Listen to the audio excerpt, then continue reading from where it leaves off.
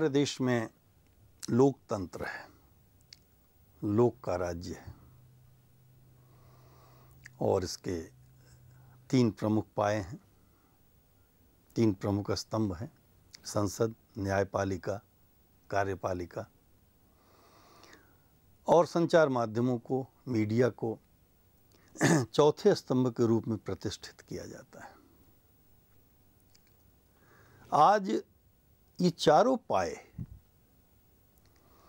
शिव जी के नंदी के बैल की तरह इनके चारों पैर कहाँ खड़े हैं, क्योंकि शिव जी के मंदिर में आप जाएं तो आप देखें कि केवल नंदी का एक पैर दिखाई देता है। शास्त्रों ने बहुत पहले इसकी व्यवस्था कर रखी। मैं चूँकि शिव जी का स्मरण आया, साक्षात शिव स्वरूप आदि शंकराचार्य जी के एक प्रसंग से मैं अपने आज के यक्ष प्रश्न पर निवेदन करने की विनम्र अनुमति चाहता हूँ। आदि शंकराचार्य जी शास्त्रार्थ के लिए निकले थे और मंडन मिश्र से उनका साक्षात मतलब वो हुआ, शास्त्रार्थ होना था। और मंडन मिश्र की विदुषी पत्नी भारती देवी निर्णायिका के रूप में उपस्थित थीं। कई दिन तक शंकराचार्य जी और मंडन मिश्र के बीच शास्त्रार्थ चलता रहा। जय पराजय का निर्णय नहीं हो पा रहा था। भारती देवी को किसी आवश्यक कार्य से बाहर जाना था, गृह कार्य से। उन्होंने दोनों विद्वानों के गले में ताजे फूलों की 2 मालाएं पहनाई और यह कहा कि आप लोग शास्त्रार्थ करें, मैं लौट कर जय पराजय का निर्णय दे दूंगी। थोड़े अंतराल के बाद वह लौटी और दोनों विद्वानों के गले की मालाओं के परीक्षण के बाद उन्होंने घोषित किया कि उनके पति मंडन मिश्र पराजित हुए।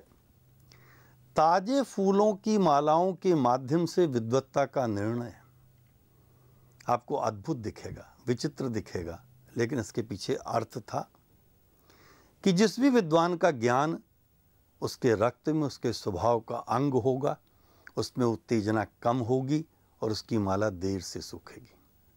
आज लोकतंत्र ने दायित्वों की ऐसी ही मालाएं हम सबके गले में डाल रखी हैं और सूख रही हैं।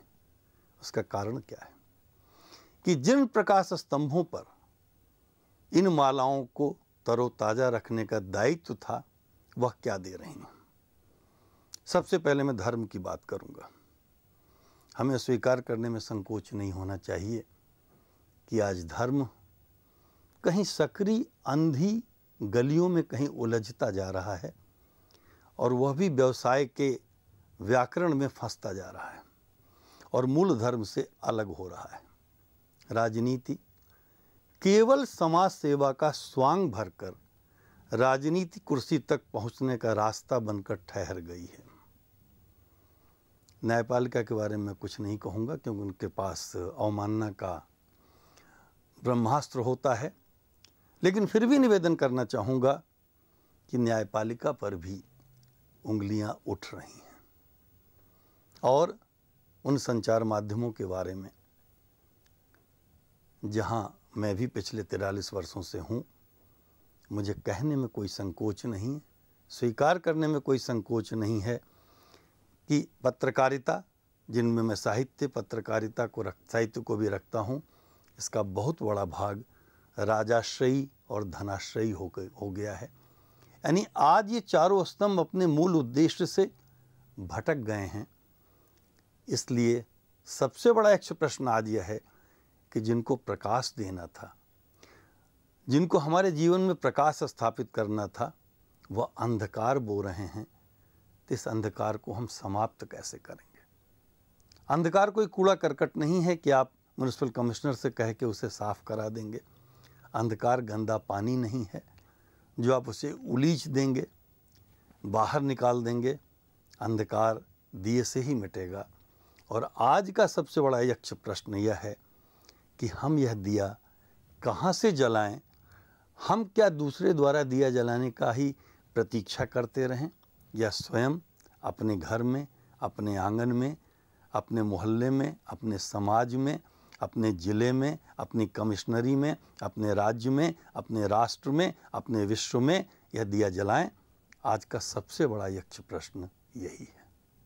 आप हमें संपर्क कर सकते हैं यक्ष प्रश्न, दिशा channel, fun cinema complex, Moti Nagar, नई दिल्ली। हमारा ईमेल एड्रेस है yakshprashn@ymail.com और yakshprashn@hotmail.com। आप हमें SMS कर सकते हैं इन नंबर पर 09560797359 09560797369। आप हमें मैसेज भी कर सकते हैं। मैसेज भेजने के लिए टाइप करें YAKSHA यक्ष स्पेस अपना मैसेज और सेंड करें 54242 पर।